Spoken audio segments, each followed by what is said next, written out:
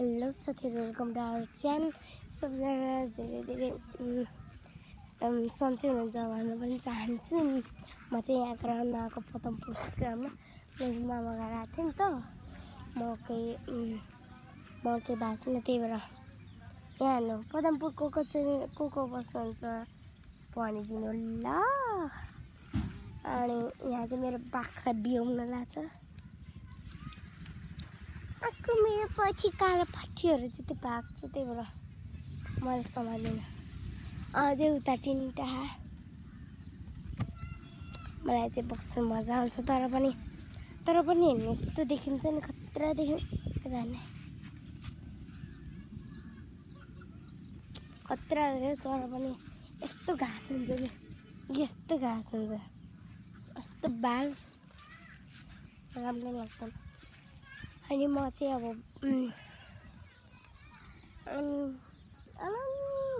यो चौरको कुल चिन्नुहुन्छ भन्नु ल। मैले त चिन्छु यो स्कुलको चौर,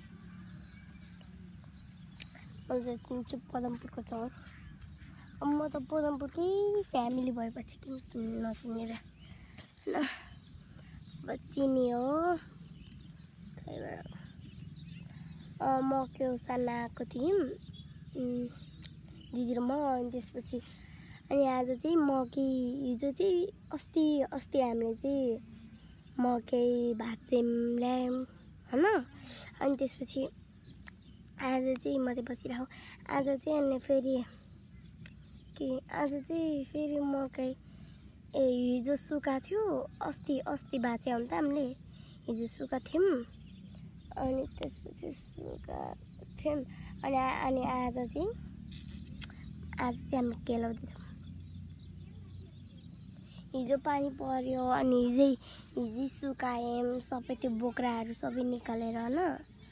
मजा थियो साथीहरू आन्टीहरूसँग, सानी को भाइजूहरूसँग मजा आयो साथीहरू। अनि मलाई चाहिँ मामा घर आउँदाखेरि मजा लाग्छ। मेरो साथीहरू छ, रिया चाहिँ कहाँ गइदियो, अनि भर्खर रिसाएर गयो, थाहा छैन। म अघि नै आएको थिएँ अनि नानुलाई बोलाइरहेको थिएँ।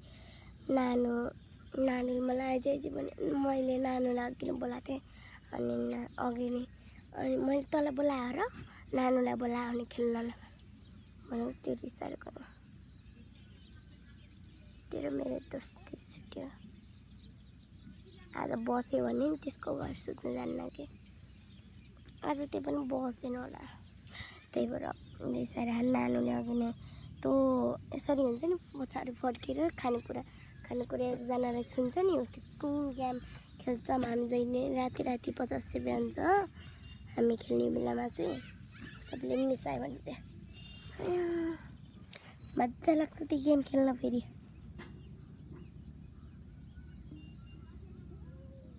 यस्तो मजा लाग्छ।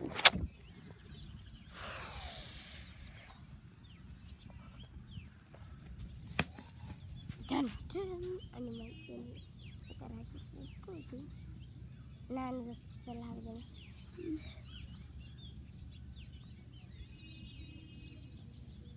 अनि हिजो र अस्ति चाहिँ घामै लागेको थिएन, पानीमा चाहिँ पर्ने। अनि आज चाहिँ यस्तो घाम लागेछ, त्यही भएर यस्तो मैले बिहान कपडा धुनु गएको थिएँ, घर गएको थिएँ कपडा धुनु बिहान। मैले के को कपडा भनेपछि मैले होमवर्क पनि गरेको थिएन इङ्ग्लिस होमवर्क गरेर आएँ, घोकेँ पनि। अनि घोकेपछि फेरि युज गरेँ, मैले कपडाहरू धुएँ, केही थिएन कि दिदीले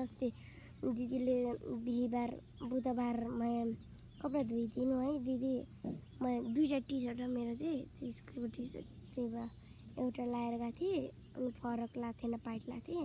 मलाई पाइट लगाएको सुहाउँदैन होला, धेरै साथीहरूले चाहिँ पाइट लगाएको तिमीलाई सुहाउँछ, तर स्कुल गएपछि मेरो साथीहरू, क्लासको साथीहरूले राम्रो भन्दैन क्या, उनीहरूलाई डर लाग्छ कि मलाई त्यस्तै लाग्छ कि डर लाग्छ। मेरो दुश्मनीहरूले पनि भन्छ तिमीलाई राम्रो लाग्दैन भनेर, त्यही पनि म चाहिँ पत्ताउँदिनँ। मेरो साथी, मेरो बेस्ट फ्रेन्डले त भन्छ तिमीलाई राम्रो लाग्छ, अरूले भनेको कुरा नसुन भन्थ्यो अस्ति। यस्तो हाँसो लाग्थ्यो। मेरो बेस्ट फ्रेन्ड आइसा सानैदेखिबाट त स्कुलमा पढ्दै आएको भने त्यो पनि 3 कक्षादेखिबाट पढेको म पनि 3 कक्षा 5 कक्षा पढेँ म अहिले पास भएर एकचोटि पनि फेल भएन त्यसकोमा अहिले पास भएर आएको छु 5 कक्षामा 4 क्लासमा नि पास भएँ 5 क्लासको एक्जाम देखेन first exam second exam third exam fourth exam हुन्छ कि हुँदैन अब बोर्डिङतिर हाम्रो हुन्छ तर पनि मलाई चाहिँ राम्रो लाग्छ त्यही स्कुलमा राम्रो लाग्छ म चाहिँ त्यहाँ चाहिँ अहिले 10सम्म माथि नै थपिसक्यो फेरि कतिवटा कोठा 10-12वटा कोठा त्यहाँ के राख्छ कम्प्युटरहरू राख्छ त्यही भएर अनि कम्प्युटरहरू लाग्छ होला दिदीले चलाउन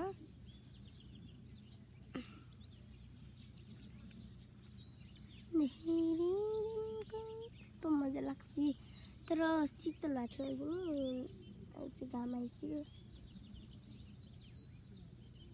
त्यहाँ दाइहरू क्रिकेट खेल्न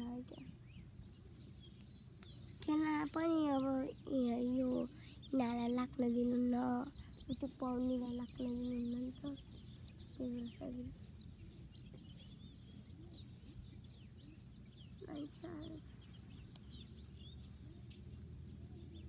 अब जे गरे पनि अब त्यो क्रिकेट खेल्ने मान्छे बल खेल्ने मान्छे आउनुहुन्छ मलाई चाहिँ मजा लाग्छ मान्छेहरू आइसक्यो र मजा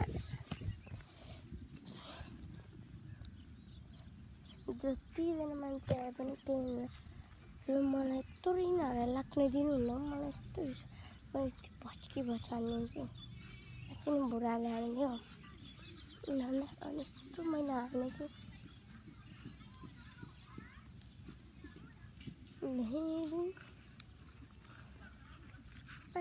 बस राम्रोसँग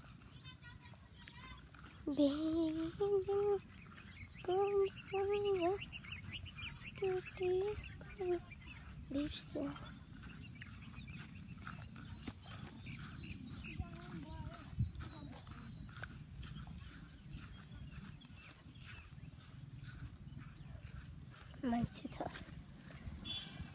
माया गर्नु तिम्रो